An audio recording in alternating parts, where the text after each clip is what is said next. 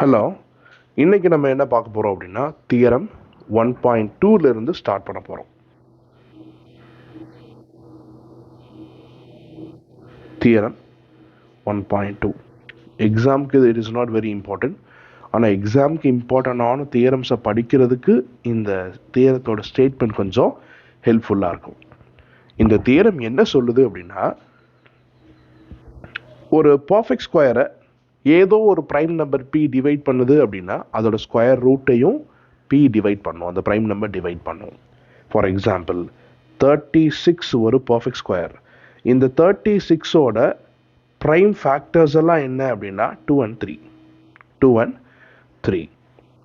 எத்தனை 2 இருக்கும்? 2 2 இருக்கும், 2 3 இருக்கும். இது எதோட ரூட் அப்படின்னா, எதோட ஸ்கொயர் அப்படின்னா 6ஓட ஸ்கொயர். 6 ஸ்கொயர் பண்ணால் என்ன கிடைச்சிரும்? 36 கிடைச்சிரும். 36க்கு ரூட் எடுத்தால் என்ன கிடைச்சிரும்? 6 கிடைச்சிரும். ஸோ இப்போது 36ஓட ஸ்கொயர் ரூட் என்ன அப்படின்னா 6.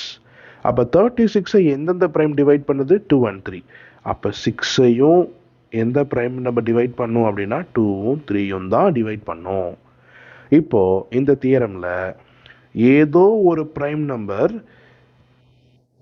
பி, நான் இந்த 3 பின்னு கன்சிடர் பண்ணுறேன் அப்படின்னா இது பர்ஃபெக்ட் ஸ்கொயர் 36 டிவைட் பண்ணுது. அதாவது 2 டிவைட்ஸ் 6 ஸ்கொயர் அப்படின்னா 2 எதையும் டிவைட் பண்ணும்? 6ஐயும் டிவைட் பண்ணும். 3 டிவைட்ஸ் 6 ஸ்கொயர் அப்படின்னா எதை டிவைட் பண்ணும்? 3 6ஐயும் டிவைட் பண்ணும் அப்படின்னு இந்த தியரம் சொல்லுது. இதுக்கு ஒரு ப்ரூஃப் இருக்குது. ஒன்றும் இல்லை, ஏ அப்படின்னு ஒரு காம்போசிட் நம்பரை கன்சிடர் பண்ணுவோம். ஏங்கிறது ஒரு காம்போசிட் நம்பர் அப்படின்னு எடுத்துக்கலாம். இந்த காம்போசிட் நம்பரோட prime factorisation P1 into P2 into and so on. இதுக்குள்ள நிறைய இருக்குது, எத்தனை இருக்குன்னு தெரியாது, எத்தனை வேணாலும் இருக்கலாம், and so on Pn. ஆனால் இது ஃபைனைட். இப்போ P1, P2, and so on, Pn are finite. இப்போ நான் இதை ஸ்கொயர் பண்ணுறேன் அப்படின்னா a square is equal to P1 square into P2 square and so on Pn square. இதை நம்ம எப்படி பிரிக்கலாம் அப்படின்னா P1 into P2 into and so on Pn into P1 into P2 into and so on Pn அப்படின்னு பிரிக்கலாம். இப்போ நமக்கு என்ன தெரியுது அப்படின்னா, இங்கே இருக்கிற ஒவ்வொரு ப்ரைம் நம்பரும் ஏ ஸ்கொயர் டிவைட் பண்ணுது. ஃபார் எக்ஸாம்பிள் ஏ ஸ்கொயரை P1 டிவைட் பண்ணும், ஏ ஸ்கொயரை P2 டிவைட் பண்ணும் அண்ட் ஸோ ஆன். இங்கே இருக்கிற ஏ ஸ்கொயர் P3 டிவைட் பண்ணுமா? கண்டிப்பாக பண்ணும், அண்ட் ஸோ ஆன். ஏ ஸ்கொயரை Pnனும் டிவைட் பண்ணும். அப்போ ஏ ஸ்கொயர் ஏதோ ஒரு ப்ரைமை நம்ம சூஸ் பண்ணுவோம். தேர்ஃபோர் P டிவைட்ஸ் ஏ ஸ்கொயர். அப்போ பிங்கிறது என்ன? பிங்கிறது P1 இருக்கலாம், பிங்கிறது P1 இருக்கலாம், இல்லைனா P2 இருக்கலாம், இல்லைனா P3 இருக்கலாம், எதுவாக வேணாலும் இருக்கலாம், Pn கூட இருக்கலாம். ஆனால் ஏதோ ஒன்று பி, அந்த பி ப்ரைம் நம்பர் என்ன பண்ணுது அப்படின்னா ஏ ஸ்கொயர் டிவைட் பண்ணுது. இப்போ அப்படியே நம்ம மேட்ச் பண்ணி பார்த்தோம் அப்படின்னா இங்கே இருக்கிற எல்லா ப்ரைம் நம்பரும் இங்கே இருக்கும். இங்கே P1 இருந்தால் அங்கேயும் P1 இருக்கும், இங்கே P2 இருந்தால் அங்கேயும் P2 இருக்கும், இங்கே P3 இருந்தால் அங்கேயும் P3 இருக்கும். அப்போது Pங்கிற ப்ரைம் நம்பர் ஏவை என்ன பண்ணிடுது? தேர்ஃபோர் P டிவைட்ஸ் ஏ. ஏன் அப்படின்னா இங்கே இருக்கிற எல்லா P1 P2 P3 and so on எங்கே இருக்குன்னா இங்கேயும் இருக்கு. அப்போது ஒரு ப்ரைம் நம்பர் P ஏ ஸ்கொயரை டிவைட் பண்ணால் அது ஏவையும் டிவைட் பண்ணும் அப்படிங்கிறது இந்த தியரத்தோட கான்செப்ட். இதை யூஸ் பண்ணி நம்ம என்ன பண்ண போகிறோம் அப்படின்னா தியரம் 1.3 √2 இஸ் இர்ரேஷனல் அப்படின்னு ப்ரூவ் பண்ண போகிறோம்.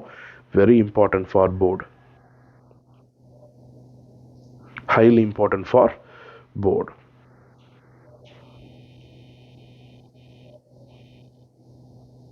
தியரம் 1.3 என்ன ப்ரூவ் பண்ணுறோம் அப்படின்னா √2 இஸ் இர்ரேஷனல். 9th இந்த √2 இர்ரேஷனல் எப்படி நம்பர்லாம் என்ன மார்க் பண்ணுறதுன்னு படிச்சிங்க. இப்போ 10th ரூட் 2ல் என்ன பண்ணுறீங்க அப்படின்னா, சாரி 1.3 என்ன பண்ணுறீங்க அப்படின்னா, அந்த ரூட் 2ங்கிற நம்பர் இர்ரேஷனல் தான் அப்படின்னு ப்ரூவ் பண்ண போகிறோம். எப்படி ப்ரூவ் பண்ணலாம் அப்படின்னா, கான்ட்ரா பாசிட்டிவ் மெத்தடில் ப்ரூவ் பண்ணலாம். என்ன மெத்தட்? Contra positive method. அதாவது இப்போ நான் இர்ரேஷனல் ப்ரூவ் பண்ணணும், அதுக்கு ஆப்போசிட்டாக நான் இது இர்ரேஷனல் இல்லை அப்படின்னு எடுத்துக்கணும்.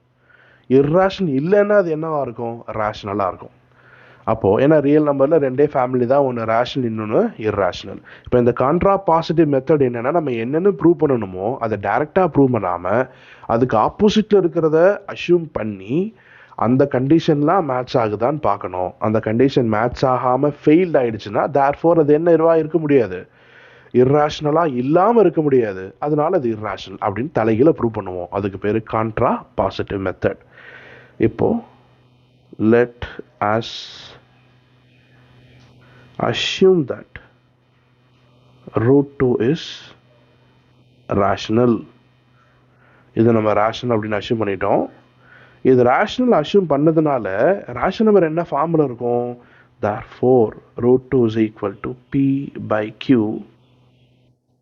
where p and q are integers and q is not equal to 0. இப்போ இந்த pக்கும் qக்கும் காமன் ஃபேக்டர்ஸ் இருந்திருக்கலாம் இல்லையா? காமன் ஃபேக்டர்ஸ்னா 4/8 இல்லை 3/6 இல்லை 17/34. இப்போ இதெல்லாம் கேன்சல் பண்ண என்ன கிடைக்குது? 1/2, இது 1/2, அந்த மாதிரி இதுவும் 1/2, அந்த மாதிரி காமன் ஃபேக்டர்ஸ் எக்ஸிஸ்ட் ஆகிருக்கலாம். அப்படி காமன் ஃபேக்டர்ஸ் எக்ஸிஸ்ட் ஆகிருக்கா இல்லையான்னு நமக்கு தெரியாது. ஸோ ஒருவேளை காமன் ஃபேக்டர்ஸ் எக்ஸிஸ்ட் ஆகியிருந்தா by eliminating all the common factors from P and Q, we have root 2 is equal to A by B. Root 2 is equal to A by B. இப்போ ஏக்கும் பிக்கும் என்ன இல்லை? காமன் ஃபேக்டர்ஸ் இல்லை. அப்போ இது என்ன ஃபார்முலா இருக்கும் அப்படின்னா 3/2 இல்லை 7/3 இல்லை 7/5 இல்லை 11/2, இந்த மாதிரி காமன் ஃபேக்டர்ஸே இல்லாத நம்பர்ஸாக ஒரு ஃப்ராக்ஷனாக கிடைக்கும். அப்போ காமன் ஃபேக்டரே இல்லைன்னா உங்களுக்கு ஏற்கனவே தெரியும், ட்ரிவியலாக ஒரு காமன் ஃபேக்டர் எல்லா நம்பருக்கும் இருக்கும். என்ன? 1. வேறு காமன் ஃபேக்டரே இல்லை எக்ஸப்ட் 1. அந்த மாதிரி இருந்தால் அதுக்கு ஒரு ஸ்பெஷல் நேம் இருக்குது. என்ன அப்படின்னா coprime. where A and B are coprime. அப்படின்னா என்ன அர்த்தம்? ஏக்கும் பிக்கும் நம்பர் 1 தவிர வேற காமன் ஃபேக்டர்ஸே கிடையாது அப்படின்னு அர்த்தம். The word coprime is very important. Coprime அப்படிங்கிற வேர்டு இல்லாமல் இதை நீங்கள் கரெக்டாக ப்ரூவ் பண்ண முடியாது. இப்போ நான் என்ன பண்ணுறேன் அப்படின்னா, I am taking square on both sides. Take square on both sides. அப்போ என்ன ஆகும்? root 2 becomes 2. இது a square, இது b square. Now I cross multiply. அப்போ 2b square is equal to a square. 2b square is equal to a square. என்ன பண்ணியிருக்கேன்? b square cross multiply பண்ணியிருக்கேன், அவ்வளோதான். b square என்ன பண்ணியிருக்கேன்? cross multiply பண்ணியிருக்கேன். ஸோ இப்போ அடுத்து நான் என்ன பண்ண போகிறேன் அப்படின்னா, 2வை ரைட் ஹேண்ட் சைடு கொண்டு வரேன். அது வந்து நீங்கள் புரிஞ்சுக்கணும். ரைட் ஹேண்ட் சைடு கொண்டு வரதுன்னா ஒன்றும் இல்லை, ரெண்டு பக்கமும் 2ஆல் டிவைட் பண்ணுறது. ரெண்டு பக்கமும் 2ஆல் டிவைட் பண்ணுறது. அப்படி 2ஆல் டிவைட் பண்ணுறது தான் நம்ம என்ன சொல்கிறோம்? நான் ரைட் ஹேண்ட் சைடு கொண்டு வரேன், ஐ shift 2 to the right hand side, I shift to the left hand அப்படிலாம் சொல்கிறோம். இப்போ இது right hand side left hand side கொண்டு வரது இல்லை. Actually we divide 2 on both the sides. We divide 2 on both the sides. அப்போ என்ன நடக்குது? b square is equal to a square by 2 அப்படின்னு கிடைக்குது. இப்போ if 2 divides a square, then 2 divides what? A. எப்படி சொல்றோம்? By theorem 1.2. Using by theorem 1.2. அப்போ 2ங்கிற prime number a square divide பண்ணால் அது ஏவையும் டிவைட் பண்ணும். ஓகே, அப்போ 2ங்கிற ப்ரைம் நம்பர் ஏவை டிவைட் பண்ணுது அப்படின்னா, இப்போ 2ங்கிற ப்ரைம் நம்பர் ஏ ஏதோ ஒரு காம்போ 8ன்னு வச்சுக்கலாமே. அப்படி டிவைட் பண்ணால் 4 2s are 8, ரிமைண்டர் 0. அப்போ நமக்கு என்ன கிடைக்கும்? புதுசாக ஒரு கோஷன்ட் கிடைக்கும். என்ன கிடைக்கும்? புதுசாக ஒரு கோஷன்ட் கிடைக்கும். அப்போ when a is divided by 2, I get some quotient c. I get some quotient c, where c is any constant. C is any constant. அப்படி இல்லைன்னா you can write Q is a quotient. என்ன வேணால் நீங்கள் எழுதலைனாலும் பரவாயில்ல. So A is equal to I multiply by 2 on both sides. அப்போ இங்கேயும் 2 இருக்கும். இந்த 2 என்னவாகும்? கேன்சல் ஆகும். இதை நம்ம எப்படி படிக்கிறோம் ஷார்ட்டாக? I shift this 2 to the right hand side. I cross multiply 2 to the right hand side னு படிக்கிறோம். A is equal to 2C. A is equal to 2C. இப்போ எனக்கு A ஓட வேல்யூ இன் டர்ம்ஸ் ஆஃப் Cல கிடைக்குது. அதாவது 2 unknown values இருக்குன்னா அந்த 2 unknown வேல்யூஸை என்ன பண்ணுவோம்? மூணாவதாக ஒரு வேரியபிள் எடுத்து காமன் வேரியபிளை வச்சு 2 ஈக்குவேட் பண்ணுவோம். இப்போ A B என்னால் டேரெக்டாக ஈக்குவேட் பண்ண முடியல, யூஸ் பண்ண முடியல. அப்போ ஏக்கும் பிக்கும் காமனாக ஒரு பேராமீட்டர் சி எடுத்து ஏலையும் சி பிலையும் சி அப்படின்னு பேராமீட்டரை வச்சு நம்ம என்ன பண்ண போகிறோம்? இதை ப்ரூவ் பண்ண போகிறோம். இதை நான் எங்கே சப்ஸ்டியூட் பண்ணணும் அப்படின்னா, இங்கே சப்ஸ்டியூட் பண்ணணும். பி ஸ்கொயரோட வேல்யூவில் சப்ஸ்டியூட் பண்ணணும். அப்போ b square is equal to எழுதிக்கலாமா? Substitute a is equal to 2C in 1. அப்போ என்ன ஆகும்? B square is equal to ஏக்கு பதிலாக என்ன இருக்குது? 2C by 2. ஸ்கொயரை இப்படி போடக்கூடாது. ஏன் போடக்கூடாது அப்படின்னா, when two numbers are existing, you need to represent with bracket.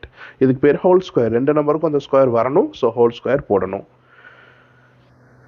So now b square is equal to 2 square 4C square by 2. இது கேன்சல் ஆகுதுன்னா b square is equal to 2C square. இப்போ இந்த 2 என்ன பண்ணும்? b ஸ்கொயர் டிவைட் பண்ணும். அப்போ I divide 2 on both the sides. அதை நம்ம எப்படி சொல்லுவோம்? 2வை நான் லெஃப்ட் ஹேண்ட் சைட் ஷிஃப்ட் பண்ணுறேன், அப்போ அது டினாமினேட்டராக மாறுது அப்படிலாம் படிப்போம். ஸோ ஆக்சுவலி என்ன நடக்குது? நான் 2வை 2 பக்கமாக டிவைட் பண்ணுறேன், இந்த 2 கேன்சல் ஆகிடுச்சு. ஸோ இப்போ if 2 divides b square, then 2 divides b. 2 divides b square, then 2 divides b. எதை வச்சு? again by theorem 1.2. by theorem 1.2. Right. இப்போ இங்கே இப்போ 2b டிவைட் பண்ணால் இங்கே ஒரு கான்ஸ்டன்ட் நமக்கு தேவையா? தேவையில்லை. நம்ம ப்ரூஃப் ஏறக்குறைய முடிச்சிட்டோம். என்ன முடிச்சிட்டோம் அப்படின்னா, இஃப் யூ see clearly நம்ம என்ன ஸ்டேட் பண்ணியிருக்கோம் அப்படின்னா, இங்கே 2 divides ஏன்னு ப்ரூவ் பண்ணுறோம், இங்கே 2 divides பின்னு ப்ரூவ் பண்ணுறோம். அப்போ 2ங்கிற நம்பர் ஏவையும் டிவைட் பண்ணுது, பியையும் டிவைட் பண்ணுது அப்படின்னா 2 is a common factor for A and B அப்படின்னு கிடைக்குது. 2 is a common factor for A and B. So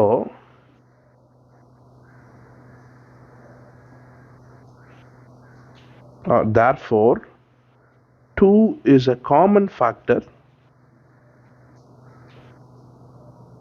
for A and B, which is a contradiction. கான்ட்ரடிக்ஷன்னா முரண்பாடு அப்படின்னு அர்த்தம். கான்ட்ரடிக்ஷன்னா முரண்பாடு. அதாவது ஒருத்தருக்கு ஒயிட் ரொம்ப பிடிக்கும்னு வச்சுக்கோங்களேன், மற்றவருக்கு ஒயிட் சுத்தமாக பிடிக்காது அப்படின்னா அதுக்கு பேர் கான்ட்ரடிக்ஷன். அப்படியே இன்வெர்ஸ்லி ஆப்போசிட்டாக இருக்கிறதுக்கு பேர் கான்ட்ரடிக்ஷன். ஸோ இங்கே நமக்கு என்ன கிடைக்குதுன்னா, 2a-வையும் டிவைட் பண்ணுது, b-யையும் டிவைட் பண்ணுது அப்படின்னா 2a-க்கும் b-க்கும் common factor which is a contradiction to our assumption that a and b are co-prime. நம்ம என்ன படித்தோம்? கோப்ரைம்னு படித்தோம் இல்லையா? அப்போ கோப்ரைம்னா என்ன அர்த்தம்? ஏக்கும் பிக்கும் காமன் ஃபேக்டரே இருக்காது அப்படின்னு அர்த்தம். நம்பர் 1 தவிர காமன் ஃபேக்டரே இருக்காதுன்னு அர்த்தம். இப்போ நமக்கு என்ன கிடைச்சிருக்கு? 2ங்கிற ப்ரைம் நம்பர் ஏக்கும் பிக்கும் காமன் ஃபேக்டர்னு கிடைச்சிருக்கு. அப்போ தப்பு தானே? இந்த தப்பு ஏன் நடந்தது அப்படின்னா, நான் தப்பாக அஷ்யூம் பண்ணதுனால நடந்தது. therefore our assumption is wrong. என்ன ஒரு assumption? root 2 is rational அப்படிங்கிற assumption wrong. hence root 2 is irrational.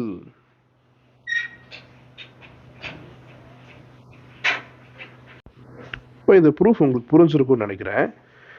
இந்த ப்ரூஃபில் நீங்கள் எக்ஸாமுக்கு எதையாவது கட் பண்ணணும் அப்படின்னு நினச்சிங்கன்னா நீங்கள் இந்த பார்ட்டை கட் பண்ணலாம். This is not important. இந்த பார்ட்டை நீங்கள் ப்ராக்கெட்டுக்குள்ளே இருக்கிற இந்த பார்ட்டை கட் பண்ணணும்னு நினச்சிங்கன்னா நீங்கள் கட் பண்ணலாம். இது ரொம்ப டீட்டெயில்டு ப்ரூஃப். தியரம்ங்கிறதுனால டீட்டெயில்டாக இருக்கும். ப்ராப்ளம் நம்ம டேரெக்டாக என்ன பண்ணலாம்? இந்த கோப்ரைம்ங்கிற இந்த ஸ்டெப்லேருந்து எக்ஸாமுக்கு ஸ்டார்ட் பண்ணலாம். நத்திங்கிறான். இப்போ இதை பேஸ் பண்ணி நம்ம ஒரு எக்ஸாம்பிள் பார்க்க போகிறோம். Example 3 sorry example 5.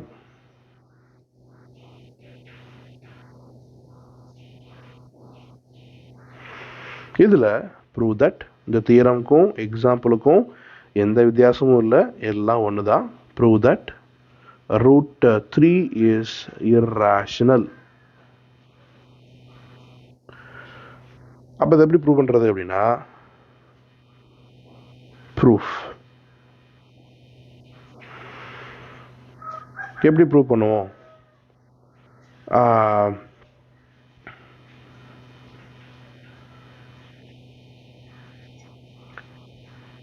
let us assume that root 3 is rational. root 3 is rational. இப்போ root 3 rationalனா அது என்ன ஃபார்மில் இருக்கும்? டைரக்டாக a by b where a and b are co-prime. இப்போ இந்த வேர்டு எது முக்கியம்? கோப்ரைம் அப்படிங்கிற வேர்டு ரொம்ப முக்கியம். கண்டிப்பாக இதை ஸ்டேட் பண்ண மறக்கக்கூடாது. இப்போ இது கோப்ரைமாக இருக்குது. Take square on both sides. Take square on both sides. What happens? 3 is equal to a square by b square. I multiply by b square on both sides. இல்லைன்னா நான் b square லெஃப்ட் சைடில் cross multiply பண்ணுறேன் அப்படின்னு புரிஞ்சுக்கோங்க. So 3 b square is equal to a square. And இப்போ நான் 3ஆல் ரெண்டு பக்கமும் டிவைட் பண்ணுறேன், இல்லைன்னா 3-ஐ ரைட் ஹேண்ட் சைடு மூவ் பண்ணுறேன். அப்போ a square by 3. If prime number 3 divides a square, then 3 divides a. எப்படி? by theorem 1.2. அப்போ a 3ஆல் டிவைட் ஆகுதுன்னா ரிமைண்டர் 0 ஆகி ஒரு கோஷன் கிடைச்சிருக்கும். வேர் c is எழுதுனா ஒன்றும் not very important. Next a is equal to 3c. a is equal to 3c. இப்போ இந்த பாக்ஸ் வேண்டாம். substitute a is equal to 3c in b square in 1. அப்போ b square is equal to 3c the whole square by 3. So b square is equal to 9c square by 3. So 3, 9 are cancelled for 3 times. So 3c square. இப்போ b square by 3 is equal to c square. If 3 divides b square then 3 divides b. இப்போ என்ன கிடைச்சிருக்கு? So 3 is a common factor for a and b. ஏன்னா இந்த ஸ்டேட்மெண்ட்ல 3 divides a, இந்த ஸ்டேட்மெண்ட்ல 3 divides b. அப்போ 3 ஏவையும் divide பண்ணுது, 3 பியையும் டிவைட் பண்ணுது. So 3 is a common factor for A and B அப்படின்னு நம்ம கன்க்ளூட் பண்ணியிருக்கோம். அப்போ which is a contradiction? Comma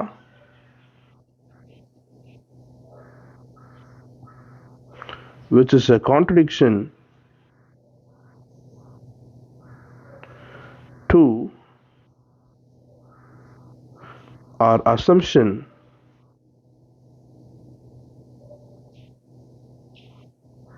that